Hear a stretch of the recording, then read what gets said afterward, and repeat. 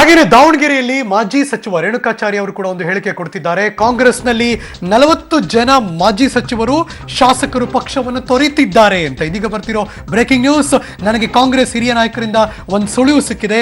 ಕಾಂಗ್ರೆಸ್ ಸರ್ಕಾರ ಶೀಘ್ರವಾಗಿ ಪತನವಾಗುತ್ತೆ. ಶ್ರೀನಿವಾಸ್ ಪ್ರಸಾದ್, ಕಮರುಲ್ ಇಸ್ಲಾಂ, ಬಾಬುರಾವ್ ಚಿಂಚನಸೂರ್ ಅವರನ್ನು ಒಳಗೊಂಡ ಹಾಗೆ ಅಂದ್ರೆ ಇವನ್ನೆಲ್ಲ ಕೂಡ ಸಿದ್ದರಾಮಯ್ಯ ಅವರು ಕಡೆಗಣಿಸಿದ್ದಾರೆ. ಹೀಗಾಗಿ ಕಾಂಗ್ರೆಸ್ ಈಗ ಒಡೆದ ಮನೆ, ಹಾಗಾಗಿ ಇವರೆಲ್ಲರೂ ಕೂಡ ಹೊರಗೆ ಬರ್ತಾರೆ ಅಂತ ಭಾರತೀಯ ಜನತಾ ಪಕ್ಷದ ಮಾಜಿ ಸಚಿವ ಎಂಪಿ ರೇಣುಕಾಚಾರ್ಯ ದಾವಣಗೆರೆಯಲ್ಲಿ ಹೇಳಿಕೆ ಕೊಡ್ತಿದ್ದಾರೆ.